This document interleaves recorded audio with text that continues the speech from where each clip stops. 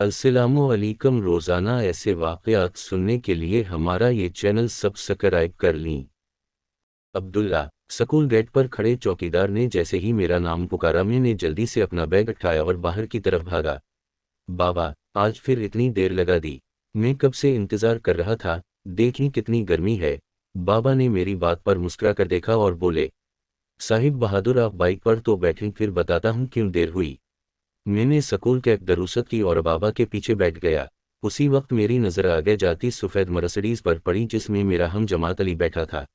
बाबा, एक बात पूछूं? मेरे जहन में कलब बुलाते सवाल का जवाब ज़रूरी था। जी बेटा, ज़रूर पूछें, बाबा ने हुजूम रोड से निकलते हुए कहा।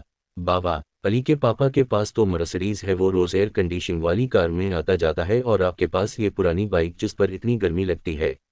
ऊपर से इसकी आवाज़ मुझे ज़रा अच्छी नहीं लगती। मैंने बरासामा बनाकर बाइक की तरफ देखा। तो बेटा, बाइक भी तो एक सवारी है, इसमें ऐसी क्या खामी है? कम अज़ कम आप पैदल तो घर से स्कूल नहीं आते ना। बाबा ने नरम लहजे में मुझे समझाया। लेकिन इसमें एयर कंडीशन तो नहीं ना। मैं बज़िद था। बेटा, ये तो खुदा की तकसीम है, वो जिसको चाहे जितना दे, हमें हर हाल में इसका शुक्रगुजार रहना चाहिए, बाबा ने जवाब दिया। तो बाबा, अल्लाह ताला हमें मर्सिडीज़ क्यों नहीं देता? हमारा घर साथ वाले अंकल के घर जितना बड़ा क्यों नहीं? अल्लाह ताला हर चीज़ दूसरों को क्यों देते हैं? मुझे हर सवाल का जवाब दरकार था। मैं मज़ीद भी पूछता, लेकिन अचानक मोटरसाइकिल रुक गया। नीचे उतरो, बाबा ने मुझे कहा। मैंने हैरानी से आसपास देखा, जहाँ कुछ फासले पर नई सड़क बन रही थी। यहाँ क्यों उतरे बाबा? मुझे तो पहले इतनी प्यास लग रही है, ऊपर से इतनी धूप। बाबा मुझे लेकर एक दरख्त के नीचे खड़े हो गए। अबदल्ला बेटा, आप सामने इन लोगों को देख रहे हैं जो सड़क बना रहे हैं। इनके साथ ख्वातीन भी हैं और बच्चे भी। वो सब इस गर्मी में बगैर एयर कंडीशन के काम कर रहे हैं। इनके पास तो ऐसा घर भी नहीं जैसा हमारा है। मेरी नज़र साथ बनी जगहों पर गई। बाबा ने अपनी बात जारी रखी।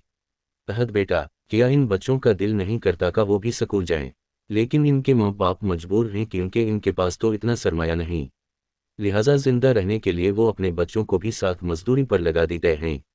आप अगर अपने से ऊपर लोगों पर निगाह डालोगे तो अपना आप हमेशा छोटा लगेगा, लेकिन अपने से नीचे देखो तो अपना आप बहुत बुलंद नजर आएगा। अगर अल्लाह ताला ने आपको मुकम्मल बनाया, घर दी, अच्छा खाना पीना दिया, तो इस पर शुक्र अदा करो, न कि खुदा की तकसीम पर नाशुक्री करो। ये भी हो सकता था कि आज इन बच्चों की जगह आप होते फिर। बाबा ने तफसील से समझाया। मैंने फौरन दिल में अल्लाह का शुक्र अदा किया और अपनी सोच पर मुआफ़ी मांगी। वाकई इस ज़ात की तकसीम में मसलहत होती है। मेरी जौ की नज़रों से बाबा को यकीन हो गया कि इन्होंने मेरे तमाम सवालात का जवाब दे दिया है। बस बेटा, हर हाल में शुक्र अदा करते रहो, क्योंकि ऐसे ही लोग अल्लाह ताला के नज़दीक मकबूल हैं। दुनिया की नज़र में इनके पास कुछ नहीं, मगर आखिरत में इनके सब्र पर इन्हें बुलंद दर्जात दिए जाएंगे, जहां हमेशा रहना है। बाबा ने मेरा हाथ पकड़ा और वापसी के लिए चल पड़े। मेरा दिल अभी तक अल्लाह ताला का शुक्र अदा कर रहा था।